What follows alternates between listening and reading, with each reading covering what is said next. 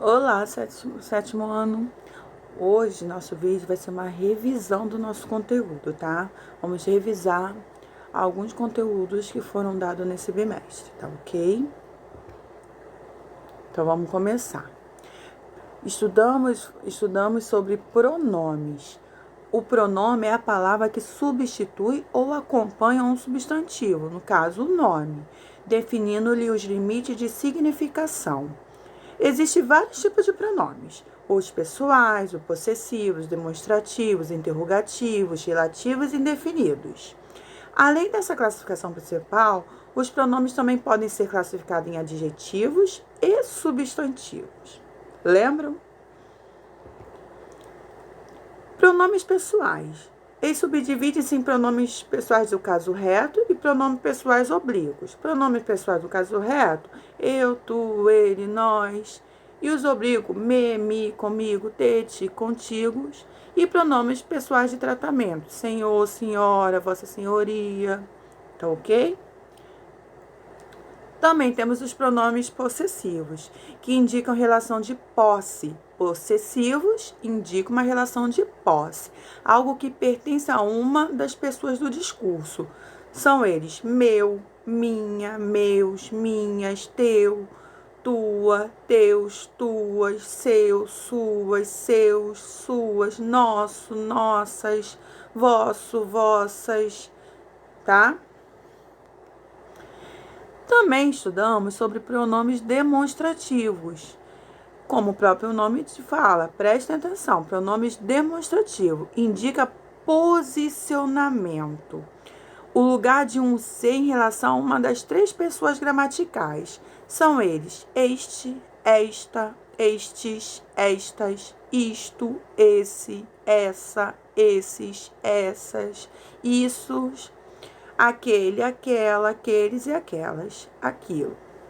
Palavras que podem atuar como pronomes demonstrativos também são o, a, os, as, mesmo, mesma, mesmos, mesmas, próprio, própria, próprios, próprias, tal, tais, semelhante e semelhantes.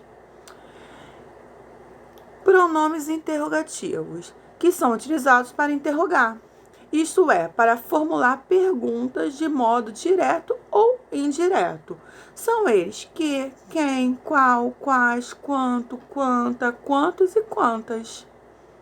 Fácil, né? Também falamos sobre os pronomes relativos, que são empregados para retomar um substantivo ou um pronome anterior a eles. Olha a palavra, anterior a eles, substituindo-o no início da oração seguinte. São eles que, quem, onde, o qual, a qual, os quais, as quais, cujo, cuja, cujos, cujas, quanto, quanta, quantos e quantas. Temos também o pronome indefinido, que são aqueles que se referem de modo indeterminado, vago, à terceira pessoa gramatical. Indefinido, de modo indeterminado, uma coisa vaga, a terceira pessoa, tá? São eles: alguém, ninguém, outro, tudo, nada, cada, algo, algum, algumas, nenhuns, nenhuma, todo, todos, outra, outras, muito, muita, pouco, poucos, certo, certa, vários, várias, tanto, tantas, quanta, quantas, qualquer, quaisquer, bastante e bastantes. Aí temos os pronomes adjetivos, que a sua função é acompanhar os substantivos. Então, os pronomes adjetivos, a função dele é acompanhar os substantivos, fazendo o papel de um adjetivo ao determinar e modificar o substantivo. E os pronomes substantivos são utilizados para substituir o substantivo em uma oração. É importante ressaltar a importância dos pronomes para o processo de construção da coesão de um texto. Por meio da coesão é estabelecida a relação semântica, ou seja, relações de sentido entre as palavras. entre os elementos do discurso, desde que os conectivos entre eles, os pronomes, sejam empregados de maneira correta, o que possibilitará um encadeamento lógico das ideias do texto. Por isso, o uso do pronome de forma correta é muito importante. Bom, também estudamos nesse bimestre sobre advérbios. O que seria advérbios? Os advérbios são uma classe de palavras que costuma acompanhar os verbos. Acompanhar os verbos, dando-lhes características. Além disso, eles também acompanham adjetivo e outros advérbios. Podem ser classificados como advérbio de tempo, de lugar, de modo, de intensidade, de afirmação, de negação e de dúvida. Qual a função dos advérbios? A função dos advérbios é dar característica aos verbos ou intensificar o sentido de adjetivo. Ou ele dá característica aos verbos, ou ele intensifica o sentido de adjetivos e de outros advérbios. A maneira como os advérbios podem ajudar a caracterizar ou a intensificar o sentido dos outros elementos do enunciado é relevante para entendermos os tipos de advérbios existentes. Aí temos a classificação dos advérbios. Os advérbios são classificados em 7 categorias, de acordo com o sentido que ajuda a produzir no texto. De acordo com o sentido que ajudam a produzir no texto. Por exemplo, advérbio de lugar caracteriza o lugar a qual o verbo se refere. São palavras como aqui, ali, lá, cá, perto, longe, dentro, fora, atrás, entre outras. Exemplo, venha para cá. O cá é o advérbio de lugar. Eu estive dentro da sua casa. Dentro, advérbio de lugar. Vamos nos mudar para longe. Longe, advérbio de lugar. Note que nos 3 exemplos, os advérbios de lugar, cá, perto e longe, ajudam a especificar os verbos, que é venha, estive e mudar, respectivamente. Prestem atenção, releia a frase novamente e note o que eu acabei de falar. Temos os advérbios de tempo. O advérbio de tempo dá a ideia de tempo e período dos verbos em que se referem. São palavras como ontem, hoje, amanhã, antes, depois, cedo, tarde, sempre, nunca, entre outras.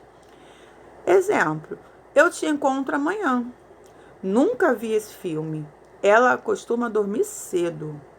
Nesses exemplos, os advérbios de tempo amanhã, nunca e cedo ajudam a especificar os verbos encontro, vi e dormir, respectivamente. Ok? Advérbio de modo. O advérbio de modo ajuda a especificar a maneira como a ação dos verbos foi feita. São palavras como bem, mal, melhor, pior, devagar, rápido, entre outras. Quando se acrescenta o sufixo mente, há muitos adjetivos, estes passam a ser advérbio de modo. Você foi bem na prova? Ele corre devagar. Andou silenciosamente pelo corredor. Os advérbios de modo bem, devagar e silenciosamente ajudam a caracterizar como os verbos foi, corre e andou foram executados, respectivamente. Advérbio de intensidade. Ajuda a entender a intensidade da ação do verbo. Por caracterizar intensidade, é comum ser utilizado também para adjetivos e até mesmo outros advérbios. Dentre os mais comuns, temos muito, pouco, mais, menos, bastante, demais, tão, entre outros. Em casos particulares, nada também pode ser considerado advérbio de intensidade, em casos particulares, tá? Eles leem muito. Eu te acho bonito demais. Ele fala tão pouco. No primeiro exemplo, o advérbio mais intensifica a ação do verbo ganhamos. No segundo, o advérbio demais intensifica o adjetivo bonito. E no terceiro, temos o advérbio de intensidade, que caracteriza o verbo fala e o outro advérbio de intensidade estão caracterizando o outro advérbio pouco. Ok? Advérbio de afirmação. Essas palavras complementam ou reforçam o sentido da afirmação. São palavras como sim, certo, claro, positivo, de certo, realmente e entre outras, que contribuem para marcar o valor afirmativo. Eu vou sim. Estudamos, claro. Realmente tivemos muitas encomendas. Advérbio de negação. Ao contrário dos advérbios de afirmação, estes complementam ou reforçam o sentido de negação.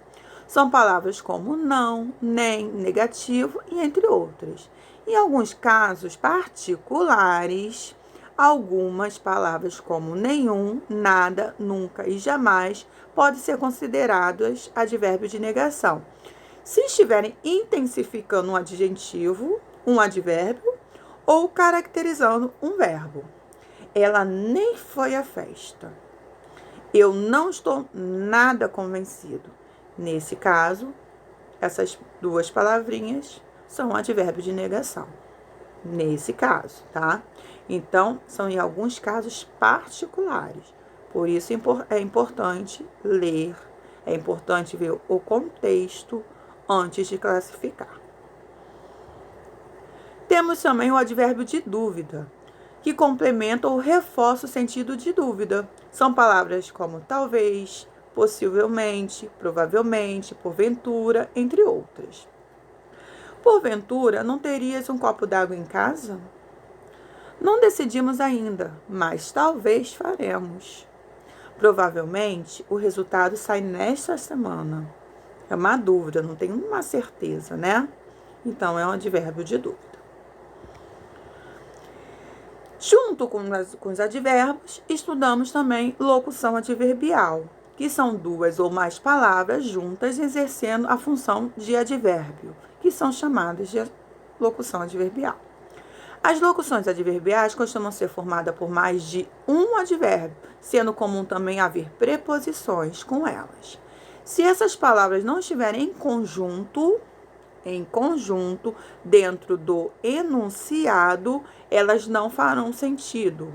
Essas locuções também podem ser classificadas à maneira dos advérbios comuns, como classificamos os advérbios anteriores. Locuções adverbiais de lugar, ao redor de, em cima de, embaixo de, à esquerda, à direita, por aqui, por ali, por perto, entre outros. A diferença é que são mais de uma palavra, são duas ou mais palavras. Quando falamos de locuções, são duas ou mais palavras, tá? Locuções adverbiais de tempo, logo mais, em breve, de manhã, mais tarde, nunca mais, entre outros. Locuções adverbiais de modo, ao contrário, em detalhe.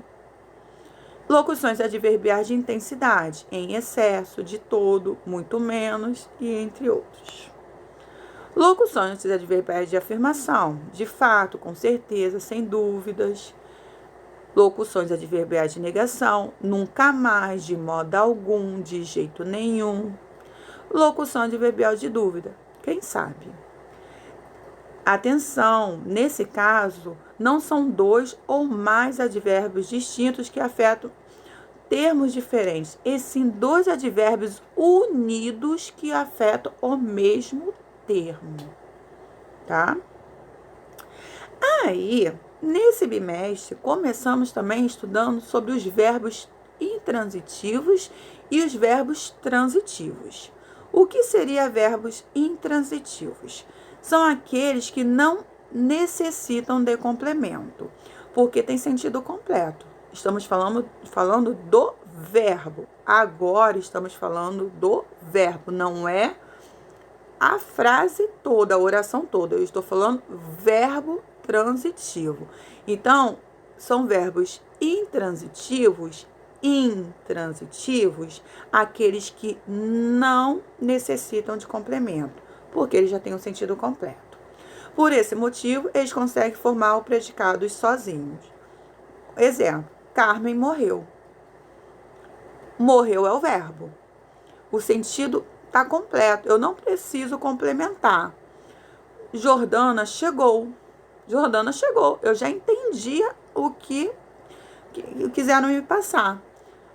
Então, o sentido está completo. Chegou o verbo, não precisa de complemento. Posso complementar? Posso. Se eu quiser dar mais informação, se eu quiser dar mais detalhes, eu posso complementar. Mas não tem necessidade. Se você parar no verbo, você já entendeu a informação. Os verbos intransitivos são muitas vezes acompanhados de adjunto adverbial ou de predicativo. Já estudamos sobre isso também. Exemplos.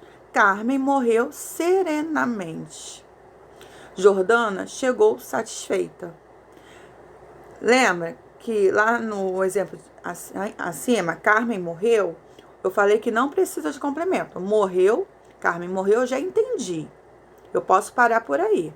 Mas eu também tinha falado que se você quiser dar um complemento, você pode. Se você quiser dar mais informação, você pode complementar essa frase, tá? E esses complementos, geralmente, são ou um adjunto adverbial ou um predicativo. Carmen morreu serenamente. Jordana chegou satisfeita. Chegou, né? E os verbos transitivos?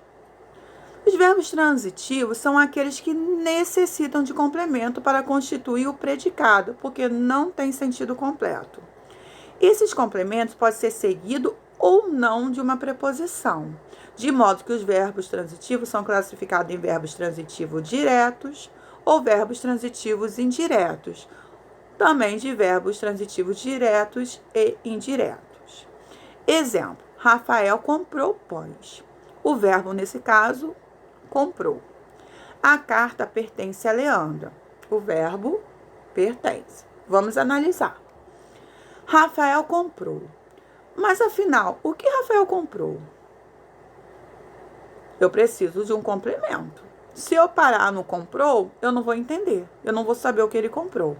Então, eu fiz a pergunta. O que o Rafael comprou? Pães. O verbo precisou ser completado para fazer sentido. Assim, pães funciona como seu complemento. A carta pertence. Fiquei sem entender. Se eu parar no pertence, eu não entendi. A carta pertence a quem? A Leandra. Mais uma vez, o verbo precisa de um complemento para concluir a informação transmitida pelo verbo pertencer. A Leandra é esse complemento. Os verbos transitivos diretos são aqueles que não exigem preposições obrigatórias. Exemplo, Marina ama xadrez. Marina ama. É um verbo transitivo porque eu preciso completar. Eu preciso dar um complemento para esse verbo, senão não vou entender, não vai fazer sentido. Marina ama quem ou que? Se eu falar Marina ama, você vai me perguntar, Marina ama quem? Ou você também pode me perguntar, Marina ama o que? Aí eu vou te responder, xadrez. O verbo amar precisa de um complemento para concluir a informação transmitida. Xadrez é esse complemento. Uma vez que ele não vem seguido de preposição, ele é chamado de transitivo direto. E esse complemento de objeto direto. Os verbos transitivos indiretos são aqueles que exigem preposição. Então, vamos lá. Tomás gosta de lasanha. Tomás gosta. Não entendi. Não posso parar no verbo. Eu preciso complementar. Eu preciso de um complemento. Então, ele é um verbo transitivo. Aí, se eu falar para você, Tomás gosta, você vai logo me perguntar, Tomás gosta do quê? Ou Tomás gosta de quem? E eu vou responder, de lasanha. É necessário completar a oração para que a mesma faça sentido. Sozinho, o verbo gostar não consegue transmitir completamente uma informação.